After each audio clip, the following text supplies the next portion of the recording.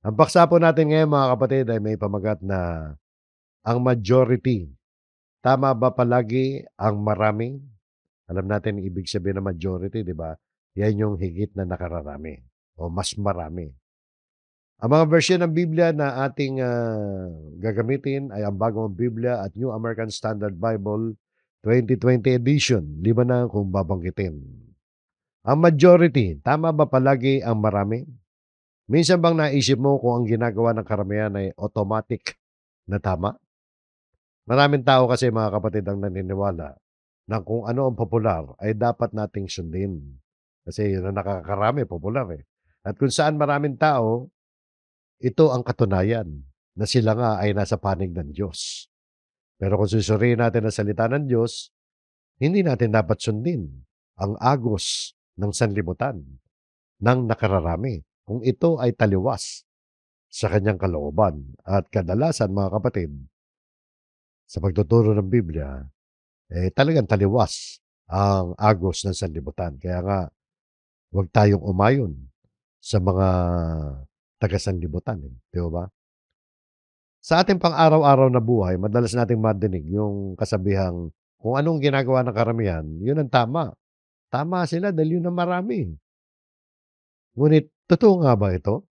Bilang mga Kristiyano, mga kapatid, mahalagang suriin natin ang ating mga desisyon, hindi lamang batay sa opinyon ng karamihan, kundi dapat ibatay natin sa pamantayan ng Diyos. Kung tayo magdedesisyon, huwag nating ibabatay kung anong desisyon ng nakararami, lalo na pagdating sa paglilingkod sa Panginoon Diyos. So, ating suriin ito mga kapatid sa ating pag-aaral ngayon. Ang ating aralin ngayon mga kapatid ay na tatalakayin ay meron tatlong pangunahing bahagi. Ang unang bahagi, ang kamalian ng majority sa kasaysayan ng Biblia. Ikalawang bahagi, ang majority sa panahon ni Jesus. At ang ikatlong bahagi, yung huling bahagi natin, ay ang panawagan sa ating buhay bilang mga Kristiyano, kaugnay nitong paksang majority. Tama ba palagi ang marami? So, punta muna tayo rito sa number one. Kamalian ng majority sa kasaysayan ng Biblia. Meron tayo ritong tatlo na pangyayari na ating kukunin mula sa Old Testament. Actually, hindi lang tatlo ang pwede natin kunin, pero dahil sa kaiksian ng panahon, ay tatlo lang kukunin natin. Mga pangyayari ito kung saan ay makikita natin na ang majority ay hindi lang yung simple majority, kundi talagang malaking majority ito. Na bilang ng mga tao, nagkamali sila sa kanilang desisyon sa buhay. Una, kunin muna natin dito, popular na popular 'tong mga kinukuha natin dito o yung mga isasama natin dito, yung karamihan sa panahon ni Noe. Dito ay makikita natin na maliwanag na talagang majority ang nasa kamalian. Sa Genesis 6:5 hanggang 8, hindi na po natin babasahin, total popular naman ang kwento tungkol kay Noe, yung gumawa ng arko dahil nagkaroon nga ng bahang gunaw noon, yung pagbaha sa buong mundo. Sa panahon ni Noe mga kapatid ay halos lahat ng tao at karamihan at halos lahat kasi hindi kasama sila Noe. Pero karamihan, majority ay nabuhay sa kasamaan. Nalungkot ang Diyos sa kasalanan ng mga tao, pero nakita niya si Noe, natagpuan niyang matuwid. Dahil doon, mga kapatid, nagdesisyon ng Diyos na gunawin ng daigdig sa pamamagitan ng napakalaking baha na tumabon sa buong mundo. Tanging ang pamilya lamang ni Noe ang naligtas at yung mga nasa loob ng argo. So dito makita natin, no, diyan pa lang sa popular na kwentong yan, ay napahamak ang majority.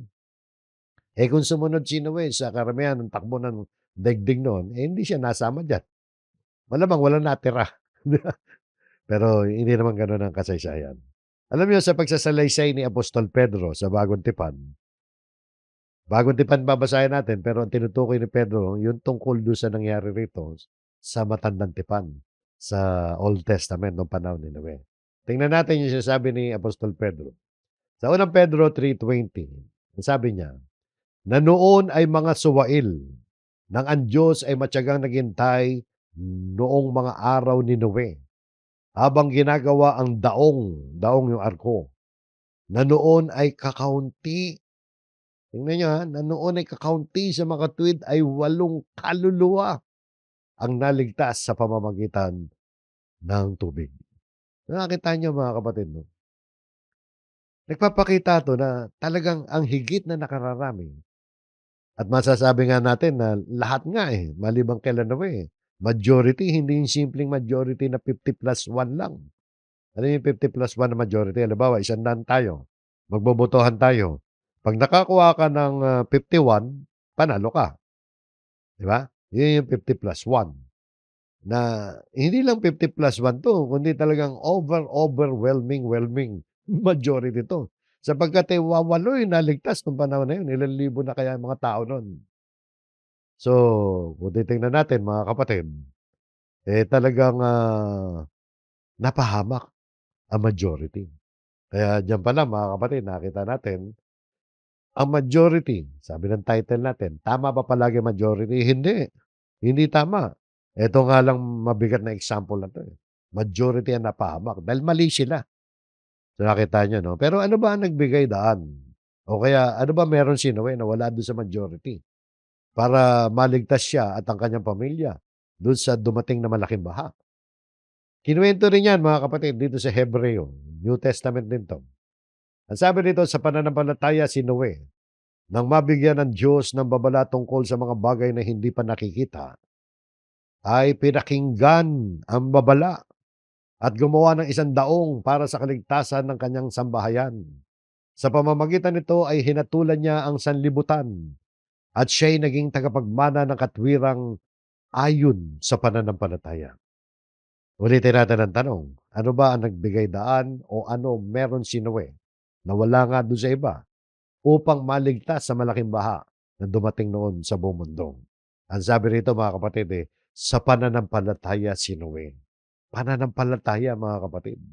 Pero dito ipinapaliwanag ang pananampalataya, hindi lang yung ordinaryong paniniwala 'to. Yung pananampalataya ni Noe ang nag-udyok sa kanya upang sumunod sa Diyos. Matapos siyang bigyan ng babala ng Diyos tungkol sa mga bagay na hindi pa anya nakikita, yung mangyayari pa lang sa future. Tumugon siya sa pamamagitan ng paggawa ng daong ayon sa utos ng Diyos. Sinunod niya ang Diyos. Ang resulta ng kanyang pagsunod ay naging kaligtasan ng kanyang pamilya. So itong talatang ito mga kapatid ay nagpapakita na ang pananampalataya ay hindi lamang basta paniniwala, kundi may kasamang gawaing nagpapakita ng tiwala sa Diyos. Sa kaso ni Niwe, yung kanyang pagsunod ay naging dahilan upang siya ay maipahayag na matuwid ayon sa pananampalataya. Nasama siya do'n sa alam niyo do'n chapter 11, 'yan yung listahan ng mga heroes, mga bayani ng pananampalataya. Minsan nadaanan na rin natin 'yan, mga kapatid. So, sa ating panahon, pipiliin ba natin maging tapat kahit nag-iisa tayo, kahit konti lang tayo? Dapat lang. Piliin natin na maging tapat sa Diyos kahit kakaunti lang tayo. Hindi po paramihan yun. Mag-iingat nga tayo 'pag marami. Makikita niyo pa sa iba't ibang mga halimbawa rito. So, yan yung karamihan sa panahon ni Noe na hindi siya umayon, hindi siya sumunod sa gawin na nakararami. Namuhay siya ng ayon sa kalooban ng Diyos. So, ganun din tayo dapat. Kahit napapaligiran tayo, lahat naman tayo mga kapatid, halos lahat tayo. Ewan ko kung merong kapatid na naninirahan sa isang lugar na ang majority sa kanila ay mga tunay na mga Kristiyano. Sa bawat barangay na tinitira natin, ano ba ang majority sa atin? Ng mga kapitbahay, ng mga kabarangay. 'Di ba yung mga hindi naman naniniwala sa salita ng Diyos? Bagamat sinasabi nilang sila'y mga Kristiyano rin. Sa Pilipinas, ang majority dito pagdating sa term na religion, ilalagay Kristiyano tayo. Nandun tayo sa technically, nandun tayo sa relihiyong Kristiyano pero yung Pilipinas nga 'di ba, madalas ko mabanggit, the only Christian country in Southeast Asia. Tayo lang ang tanging, Kristiyanong bansa sa timog silangan ng Asya. Pero higit na nakararami sa atin na mga nagsasabing Kristiyano sa Pilipinas ay hindi naman naniniwala sa Biblia. Hindi naniniwala sa Biblia. So, tingnan natin, tularan natin si Noe. So, yung susunod ay tingnan natin tungkol naman sa kamalian ng majority sa kasaysayan ng Biblia, yung nangyari sa Sodoma at Gomora. Alam niyo rin 'to, eh. Mga popular 'tong kinuha natin para hindi na tayo mahirapan magpaliwanag. Ididiin na lang natin at hindi na natin kailangang magbasa ng maraming mga talata. Yung Sodoma at Gomora, yan yung dalawang lungsod na ginunaw ng Diyos sa pamamagitan ng apoy at asupre. Nagpaulan ng Diyos ng apoy at asupre diyan, eh. Mababasa natin ang kasaysayan niyan sa Genesis Kapitulo 18 at Kapitulo 19. Sa Kapitulo 19, dun naganap yung paggunaw. Sa Kapitulo 18, diniscuss ng Panginoon Diyos kay Abraham yung plano niya na gagawin doon sa Sodoma, no? Mababasa natin sa 18 verse 20, dun sinabi ng Diyos kay Abraham na ang kasamaan ng Sodoma at Gomorra ay umabot na sa sukdulan. Kaya bababa siya para suriin yung kanilang kalagayan. Hindi naman literally bumaba ang Diyos mismo. Yung nagsugo siya ng dalawang anghel doon. Kaya sa Genesis 19, sa chapter 19, na doon na nga na record yung paggunaw, doon sa early part ng chapter 19, sa verse 4 and 5, makikita natin kung gaano kasama. Hindi lamang individual, kundi yung kasamaan laganap sa buong lungsod.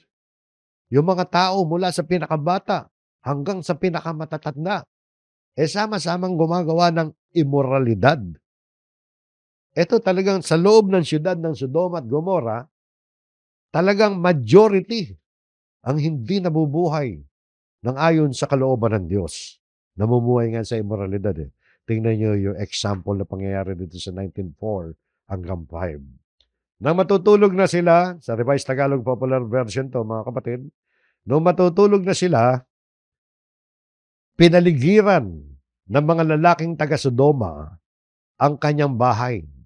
Lahat ng kalalakihan sa lungsod, bata at matanda ay naroon. Isipin nga ninyo, sabi sa Revised Tagalog, lahat ng kalalakihan sa lungsod, bata at matanda, naroon. Saan sila nandoon? Pinaligiran yung bahay ni Lot. Bahay ni Lot ang tinutukoy dyan. Matutulog na sila Lot, yung pamilya niya. Kasama yung dalawang bisita niyang lalaki. May bisita siyang lalaki dyan, mga kapatid. Yung bisita actually dyan ay yung dalawang anghel na nasa anyo ng tao. Nasa anyo ng lalaki. Okay, tuloy natin. Bakit ba pinaligiran? Sumunod na talata, no? Lahat ng kalalakihan, no? Sa lungsod, nandun, ha? Pasigaw nilang tinanong si Lot, nasaan ang mga panauhin mong lalaki? Ilabas mo, makikipagtalik kami sa kanila. Isipin mo, ilabas mo, makikipagtalik. Ano yung gagahasain nila? Yung mga bisita ni Lot nga rito, mga kapatid, mga lalaki, dalawang anghel yan na nasa anyo ng tao na nagpunta kay Lot para iligtas ang kanyang pamilya sa darating na paggunaw ng Diyos sa Sodoma at Gomorra. At nalalaman naman ng lahat ng nagbabasa ng Biblia, talagang nagpaulan ng Diyos ng apoy yan pagkatapos yan. Grabe mga kapatid, yung kasalanan at immoralidad ng majority, lahat nga sabi niya, no? No? Majority ng mga taga-Sodoma. Kaya nagdesisyon ng Diyos, gugunawin yan sa pamamagitan ng apoy at asupre. At isipin nyo mga kapatid, no? Nasaan ang mga panauhin mong lalaki? Lalaki hinahanap nila yung bisita, eh. Kasi nakakita sila, may bagong dating na lalaki. Gusto nilang gahasain. Gusto nila makipagtalik doon. Di ba grabe yan? Kaya nga sabi rito sa Judas, sa New Testament din, dinescribe ang kasalanan yan, eh, ng Sodoma at Gomorrah. Tingnan sa Judas 1:7. Gayon din ang Sodoma at Gomorrah at ang mga lungsod sa palibot ng mga ito, na gumawa naman ng pakikapid at nalulong sa kakaibang laman, ay inilagay bilang halimbawa na nagdaranas ng kaparusahan sa apoy na walang hanggan. So yun mga kapatid, Sodoma at Gomorrah. Higit na nakararami doon. Majority doon. sa mga nakatira do'n nasa ilalim ng kamalian. Kaya ang majority, tama ba palagi ang marami? Nakakadalawa na tayo. Sabi sa inyo hindi lang dalawa 'to, kumuha lang tayo ng pangalawa lang 'yan, 3 lang ang kukunin natin. Yung ikatlo mga kapatid na pangyayari sa ating aralin tungkol sa kamalian ng majority sa kasaysayan ng Biblia, partikular sa Old Testament na tinutukoy natin, ay ang pangyayari noong naglalakbay ang Israel mula Egypt papunta sa lupang pangako. Ang mga espiya sa lupain ng Kanaan.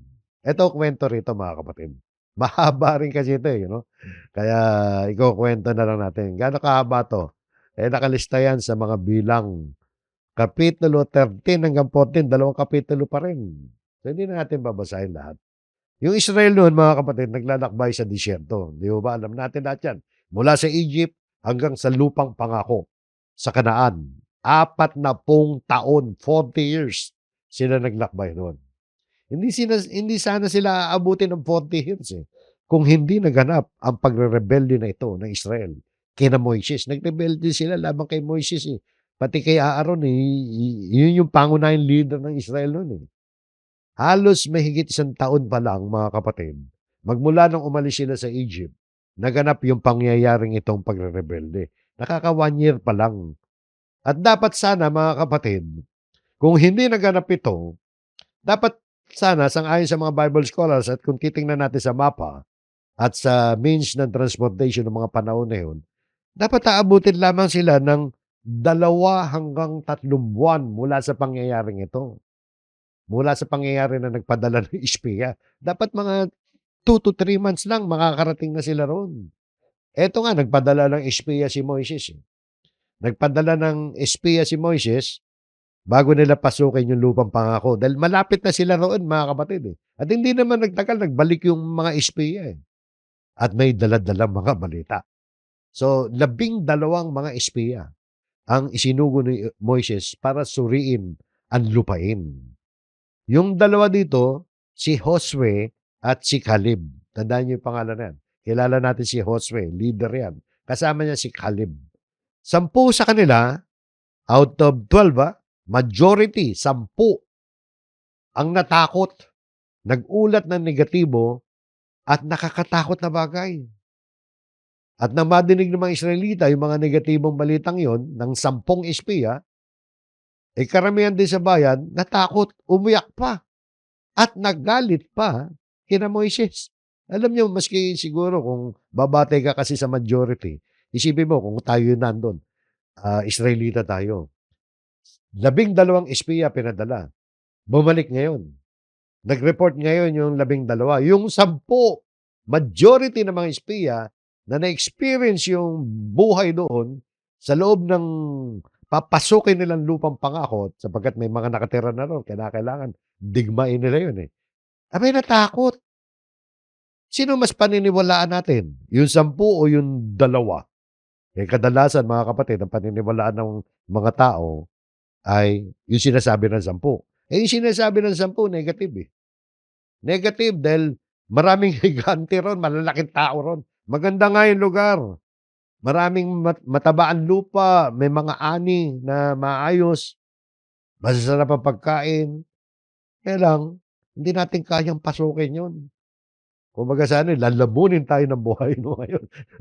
Hindi, mamamatay tayong lahat pag pinasok natin yun. Nagalit yung mga tao, nalungkot, umiyak. Nagalit sila dahil katwiran nila, pambira ka, Moises, Aaron. Nananahimik kami sa Ehipto, dinan mo kami rito.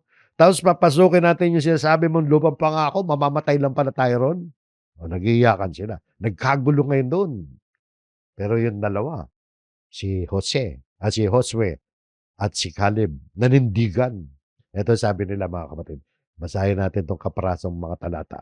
Sa 14:8 na mga bilang, no? Sabi ni Josue at ni Caleb, habang nagkakagulo yung mga tao, pinapagalitan nila si Moises. Kung kalulugdan tayo ng Panginoon, ay dadalhin nga niya tayo sa lupain yon. At ibibigay niya sa atin isang lupain na dinadaluyan ng gatas at pulot. Ibig sabihin, magandang lupain yun. Kung kalulugdan tayo ng Panginoon. Tuloy natin. Huwag lamang kayong maghimagsik laban sa Panginoon. Ni matakot sa mga tao ng lupain yun. Maganda sana, huwag kayong matakot dahil kahit mga higante yung mga yun. Sapagkat sila'y para lamang tinapay sa atin, parang tinapay lang sa atin yan. Ang kanyang, ibig sabihin ang Diyos, ang kanyang kalinga ay inalis sa kanila. Wala sa kanila yung patnubay ng Diyos.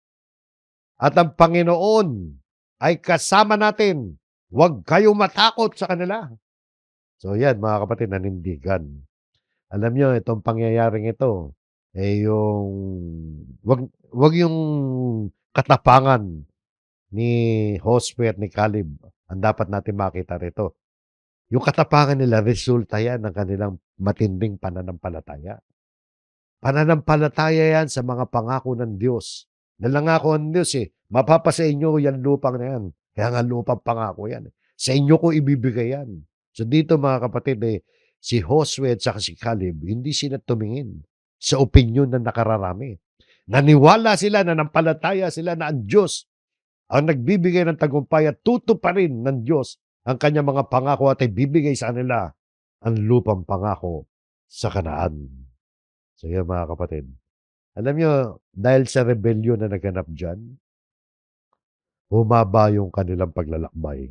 Nagalit ang Diyos sa kanila Sinabi ng Diyos dyan sinabi ng Diyos, dapat sana mga 2 to 3 months, darating na sila ron After 1 year nila mula nung umalis sila sa Egypt. 2 hanggang 3 buwan na lang makakarating na sila ron.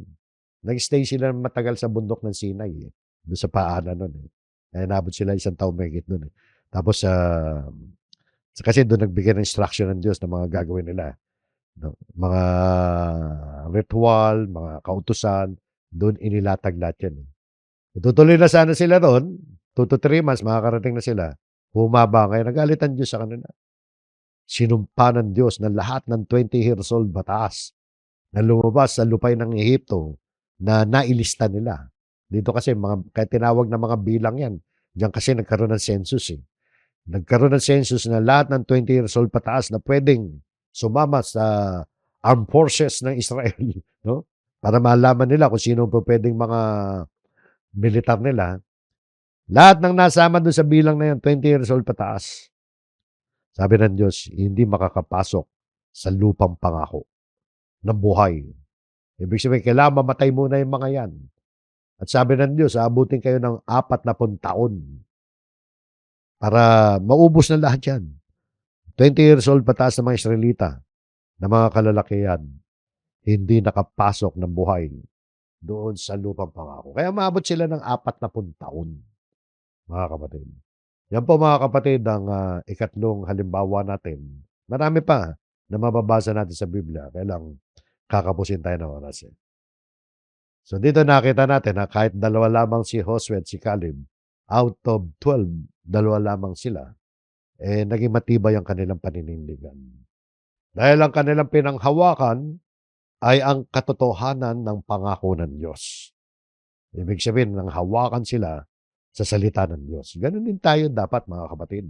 Tingnan natin yung salita ng Diyos, hindi yung nararamdaman ng majority.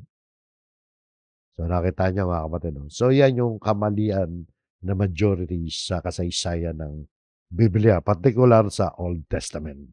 Punta naman tayo sa Bagong Tipan. At ito nakasentro sa majority sa panahon ng Panginoon Kristo mismo, na siya mismo na involved dito. Ang majority, mga kapatid, sa panahon ng Panginoong Kristo. Natatandaan ninyo, mga kapatid, yung pagsigaw ng karamihan kay Pilato? Sumigaw sila sa Mateo 27:20 hanggang 23. Hindi natin babasahin yan. At wala naman tututol dyan. Nang si Jesus ay nilitis, ang karamihan ay sumigaw ng ipako siya sa krus. Kahit alam ni Pilato na si Jesus ay walang kasalanan, kaso ang lakas ng sigaw ng majority ng panahon na yun sa kanyang harapan. Politiko to siya. Politiko. Itong si Pilato, alam niyo naman mga politiko, nakabatay sa sigaw ng majority. Hindi na tinitingnan kung tama o mali. Yung iba maski sa panahon natin ngayon So, hindi paramihan ng boto to. Pero si Pilato, dinaan niya sa paramihan ng boto. Nakararami, ipako siya sa krus. So dito mga kapatid nakita natin kahit nakita niya walang kasalanan si Jesus, So dito nakita natin mga kapatid, ang opinyon ng karamihan, madalas dala ng galit yan, o kaya ng inggit, o kaya ng maling impormasyon at maling motibo. Hindi yan ang sukatan ng wasto at ng kamalian. Para malaman mo ang tama at mali, ibatay mo yan sa katotohanan na itinuturo ng banal na kasulatan. So, isang tagpo yan sa buhay ng Panginoon Kristo na talagang na-overwhelm ng majority ang desisyon. So, nauwi sila sa maling desisyon. Bagamat pinahintulot ng Diyos na mangyari yan. Pero nakita natin dyan ang isang aral na hindi ko man sinisigaw ng marami, tama nga sila. So, yan. Ngayon, meron pa isang pangyayari nung nangangaral si Jesus. Meron siyang inaral tungkol sa maliit na grupo ng mga alagad. Maliit na grupo ng mga alagad. Tingnan nyo dito mga kapatid, no? Sa verse 7:13 na Mateo. Sabi ng Panginoon Kristo, pumasok kayo sa makipot na pintuan, sapagkat maluwang ang pintuan at malapad ang daan patungo sa kapahamakan, at marami ang pumapasok doon. Malamang nadinig nyo na yan. Pinag-aralan natin yan nung pinag-aralan natin ang sermon sa bundok. Yung talatang ito, mga kapatid, ay nagtuturo tungkol sa pagpili ng tamang landas sa buhay. Nandiyan ang payo ng Panginoon Kristo. Ang sabi, pumasok kayo sa makipot na pintuan. Yung makipot na pintuan, kumakatawan yan sa daang makipot, makitid, di ba? Malit na daan. At mahirap. Pero ito yung daan tungo sa buhay na walang hanggan. At ang sabi pa rito, no?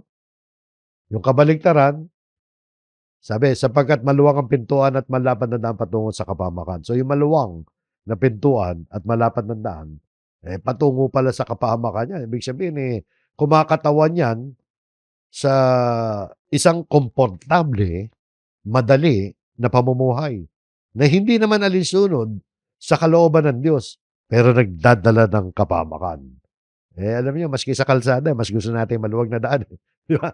Kaysa doon sa masikip. Kasi sa masikip, mahirap nga talaga, may kahirapan. Pero dito, inikayat ni Jesus. Figurative to. Inikayat tayo ng Panginoon Kristo na piliin yung makipot na daan, makipot na pintuan. Kahit mahirap dahil ito ang tamang landas na nagdadala sa buhay at kaligtasan. Sabi nga sa sumunod pang talata, no? Tingnan nyo. Sabi pa rito, marami ang, parirala pala, marami ang pumapasok doon. Marami.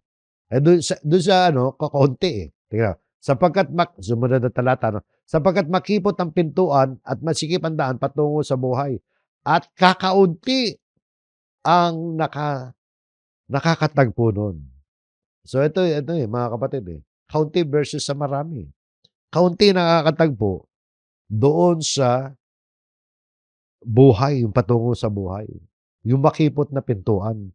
Kaya ito mga kapatid, salita ng Panginoon Kristo. Salita, hindi po pwedeng masira yan. At yan ay totoo sa lahat ng panahon. Dahil salita ng Panginoon Kristo yan. Na talagang pag marami, delikado. Di ba? Kaya pag marami mga kapatid ng crowd, suriin natin mabuti muna yan. Tingnan natin, pag-aralan natin mabuti, baka naman madala lang tayo sa dami ng tao. Kaya yung pinagmamalaki, mga post sa Facebook, pinagmamalaki, marami daw sila. Wala yun, huwag nyo intindihin yun. Marami nga, mali naman ang aral. Di ba? So yun po mga kapatid, sa mata ng Diyos, no? Ang maliit na grupo ng mga alagad na sumusunod sa Kanya ay mas mahalaga kaysa malaking bilang na lumilihis sa Kanyang kalooban. Ito mga kapatid, isa pa, sa panahon ng Panginoon Kristo yung tungkol sa majority. Sa susunod na tagpo na babasahin natin, sa buhay at pangangaral ng Panginoon Kristo na nandito pa siya sa lupa, umabot pa yan sa punto na marami sa mga followers niya nung una, tinalikuran siya, nilayasan siya. Majority sa mga followers niya, nilayasan ng ating Panginoon Kristo. Bakit? Dahil nahihirapan silang tanggapin yung kanyang mga aral Pero yung tunay na mga alagad na kakaunti ang natira, nanatili sa kanya. Mababasa natin 'yan mga kapatid, dito sa ano, sa talatang John 6:66. Sabi rito, onward 'to 'no, 66 onward.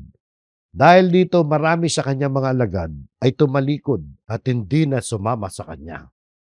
So, sabi diyan marami, marami hindi kaunti.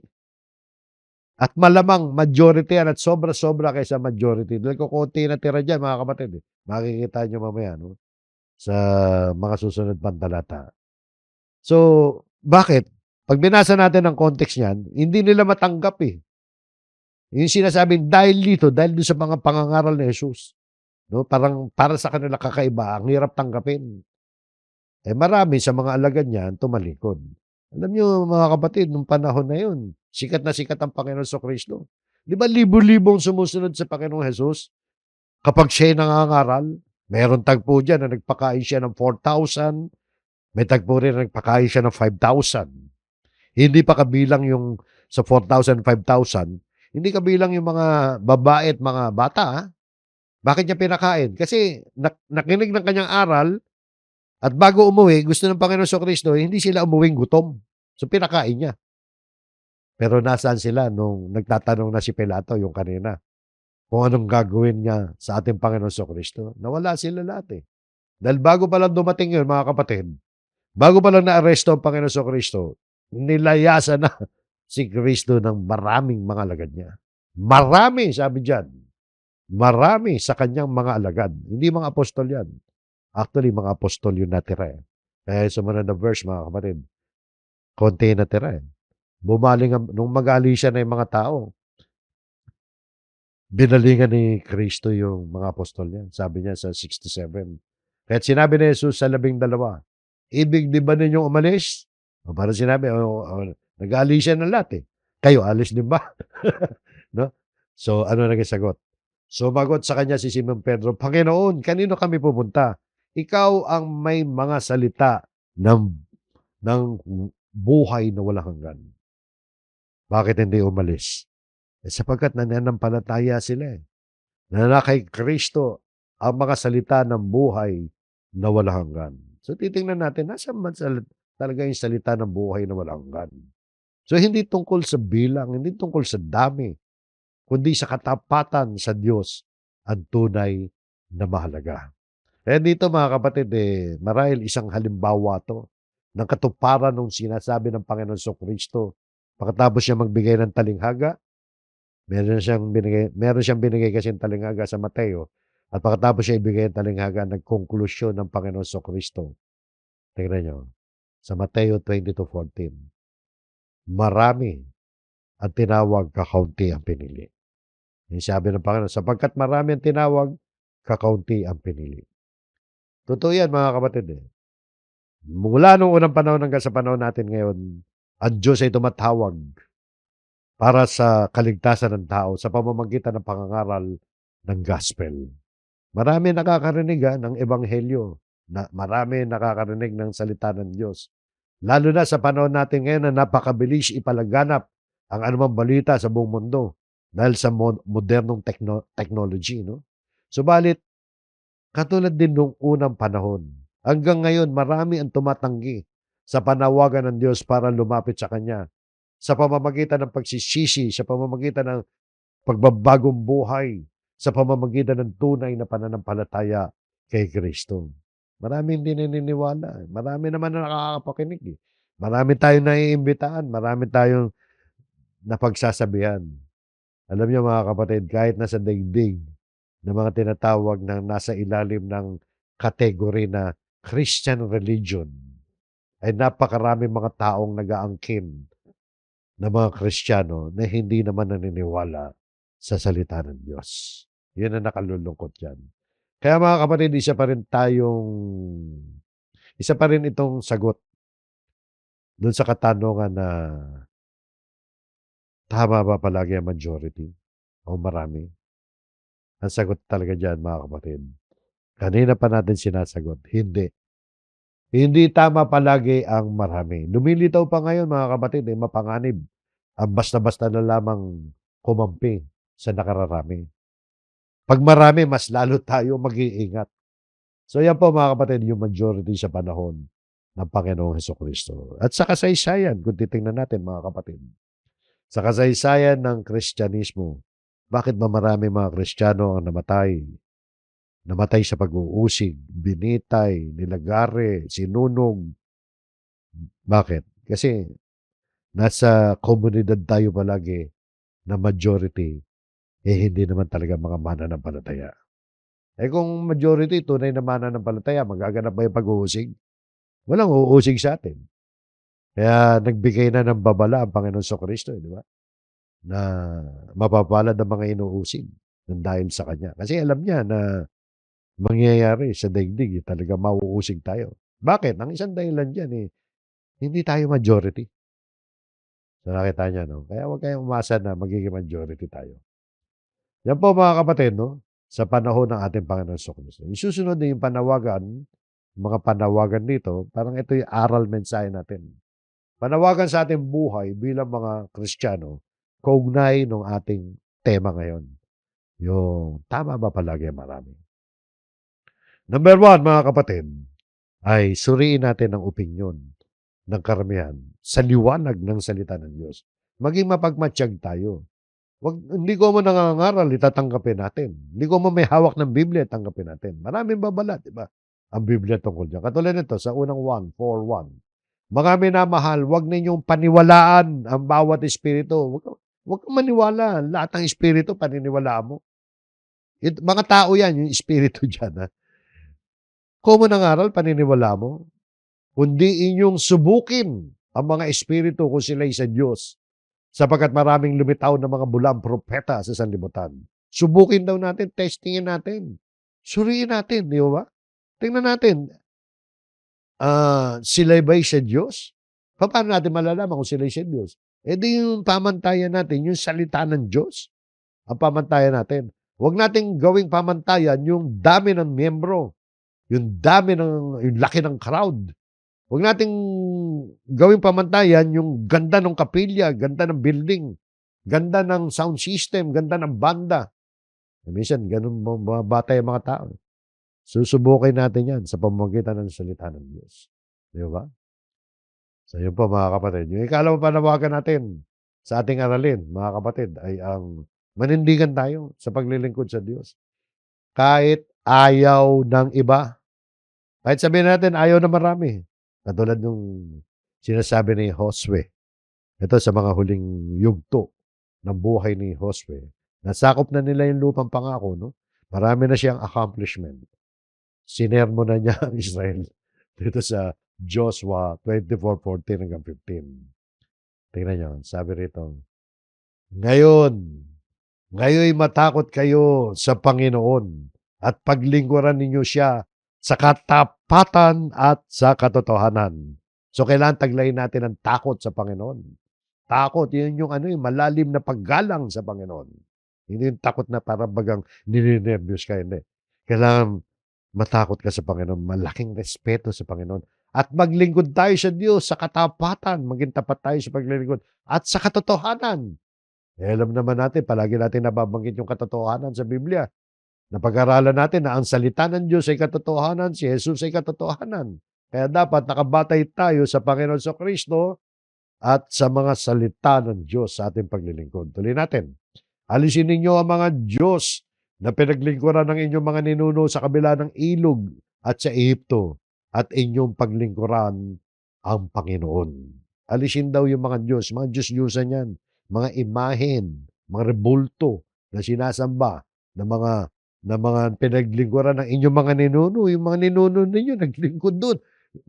So dito nakita natin, hindi ko mo yung mga lolo natin, mga lelong natin, mga ninuno natin na naglingkod sa ibang mga Diyos, sumamba sa mga rebulto, tayo sasamba rin sa mga rebulto. Ang sabi nito, inyong paglingkuran ng Panginoon. Talaga ayaw ng Diyos na ma-involve tayo sa mga Diyos-Diyusan. Yan yung sinasabi dito ng mga Diyos na pinaglingkuran ng mga ninuno. Tuloy natin ang basa, sunod na talata. Ngayon, kung ayaw ninyong maglingkod sa Panginoon, ayaw nyo ba? Kausap niya yung taong bayan dito. Ayaw nyo ba maglingkod sa Panginoon? Magdesisyon kayo ngayon. ay piliin ninyo sa araw na ito kung sino ang inyong paglilingkuran. Ayan, mag-decide kayo. Sino ba talaga paglilingkuran nyo? Kailangan umabot tayo sa desisyon, mga kapatid. Kung ang mga Diyos na pinaglilingkuran ng inyong mga ninuno sa kabila ng ilog o ang mga Diyos na mga Amoreo na ang lupain nila ay inyong tinitirhan. Nakatira na sila noon sa lupang Kanaan eh. So babatay ba tayo sa tradisyon ng ating mga ninuno na naglingkod sa hindi tunay na Diyos? Paano kung ang mga ninuno natin, mga kapatid, katulad nitong ibang mga Israelita na naglingkod sa ibang mga Diyos? Abay, pangonsensya ni ano yan, ni Josue yan. Mag-decide kayo. Kinakailangan mag-decide kayo at tularan natin ang desisyon niya. Ang desisyon ni Josue, ngunit sa ganang akin at sa aking sambahayan, kami ay maglilingkod sa Panginoon. So, yan ang desisyon ni Josue. Kami at ang pamilya ko maglilingkod sa Panginoon. So mga kapatid, manindigan tayo sa paglilingkod sa Diyos kahit ayaw na iba. At dito naman sa isa pang panawagan, abay manindigan tayo kahit iwanan ka ng lahat. Itong babasahin natin, sulat ni Pablo kay Timoteo sa 4:16 hanggang 17. Bahagi ito ng huling sulat ni Apostol Pablo, no? Sinulat ni Pablo to habang nakakulong siya sa Roma bilang ikalawa. Nalalapit na yung kanyang kamatayan. Yun na yung huling pagkakakulong eh. Nilabas siya dyan para bitahin na eh. No? Yung unang pagharap niyan, sabi niya rito, basahin po natin, no? Sa aking unang pagsasanggalang ay walang sino mang kumampi sa akin. Bagkus pinabayaan ako ng lahat. Huwag nawang singilin sa kanila ito. So, nakita niyo, no? Sabi rito, walang sino mang kumampi sa akin. Yung unang pagharap niya sa hukuman. Parang iniwan siya sa ere. Pinabayaan ako ng lahat. Lahat ng kasama niya, iniwan sa ere. Nag-iisa na lang siya pero hindi siya nawalan ng pag-asa. At hindi naman siya nagalit yan eh. Kasi parang kasama sa prayer niya na wag na wang singilin sa kanila ito. Hindi naman siya galit. Pero yung katotohanan dito na iniwan siya sa ere. Pero hindi siya nawalan ng kalooban yan. Hindi nanghina ang kanyang kalooban. Dahil yung sumunod na verse, ang sabi, ngunit ang Panginoon ay tumindig sa tabi ko at ako'y pinalakas niya upang sa pamamagitan ko ay ganap na maipahayag ang mensahe upang mapakinggan ito ng lahat ng mga hentil. Kaya't ako'y iniligtas sa bibig ng leon. Figurative yan sa bibig ng leon. At yung mga panahon na yun, pinapakain din sila sa leon. So, pansamantala na ano siya rin, na naligtas siya rin. Pero sa kasaysayan, napugutan din siya ng ulo. Pero ang mahalaga rito, yung paninindigan niya. Pinakikita rito na kahit iniwan si Pablo, kahit pinabayaan si Pablo na lahat, nanatili siyang tapat sa kanyang misyon. Ano ang kanyang misyon? Upang sa pamamagitan ko ay ganap na maipahayag ang mensahe upang mapakinggan ito ng lahat ng mga hentil. Pangangaral ng ebanghelyo yan, mga kapatid. So yan po, manindigan tayo mga kapatid. Kahit iwanan tayo ng kahit ng sino maman, manindigan tayo sa katotohanan ng salita ng Diyos. At ang isa pang tagubilin ay huwag tayo sumunod sa marami upang gumawa ng masama. Ito yung huling talata natin mga kapatid. Sabi rito, huwag kang susunod sa marami upang gumawa ng masama. Hindi ko mo marami. Paano kung masama yan? Huwag kang susunod dyan. Ni magbibigay patotoo sa isang usapin na kumakampi sa marami upang baluktutin ang katarungan. O, madali namang unawain yan. Yan ay nagbibigay ng tagubilin sa atin laban sa pagsunod sa karamihan. Tapos yung layunin natin para baluktutin ang katarungan. So dito mga kapatid, binibigyan din ng talatang kahalagahan ng paninindigan sa tama. Kahit na ito ay salungat sa opinyon ng nakararami. Tandaan niyo yan. Huwag tayong papadala sa pressure ng nakararami. So yun po mga kapatid, yung mga panawagan sa ating buhay bilang mga mananampalataya. Kaugnay sa ating paksa na ang majority. Tama ba palagi ang marami? Ang sagot natin dyan ay umaatikabong hindi. Hindi tama ang marami. Kaya mga kapatid, sa ating paglalakbay sa pananampalataya, hindi yung dami o opinyon ng karamihan ang nagtatakda kung ano ang tama at kung ano mali. Kundi ang pamantayan natin ay ang matatagpuan natin yan sa salita ng Diyos. Kaya mahalaga mga kapatid na patuloy tayong dumalo sa ating pagtitipon. Patuloy tayong mag-aral ng salita ng Diyos para nang sa gano'n makapagdesisyon tayo ng tama. Tularan natin yung mga nanindigan, si Noe, si Josue, si Caleb, si Pablo, at marami pang iba diyan. At lalo na ang ating Panginoon Jesucristo na kahit iniwan siya ng napakaraming mga tao, walang nagtanggol sa kanya, walang kayang magtanggol sa kanya sa harap ng krus. Masunod lang niya ang Panginoong Amang Diyos ay nanindigan ng ating Panginoon Jesucristo. At katulad ni Josue, kahit ano pa piliin ng marami, basta kami maglilingkod sa Panginoon. Maglilingkod kami sa Diyos. Kahit ang nakararami ay ayaw. Kaya mga kapatid, tanongin natin ang ating sarili. Kapag dumating sa atin ang pagkakataon na kinakailangan mamili tayo, handa ba nating piliin ang kalooban ng Diyos? Kahit na ito ay taliwas sa karamihan? Dapat ay oo. Oo, handa tayong piliin ang kalooban ng Diyos kahit na ito ay taliwas sa karamihan. Tandaan natin, ang Diyos ay laging nasa panig ng mga tapat sa Kanya. Hanggang diyan mga kapatid ang ating aralin. Naway pinagpala tayo ng ating aralin ngayon. Natuto tayo na magkaroon tayo ng matibay na paninindigan sa ating Panginoon Diyos. Tayo po'y muling manalangin.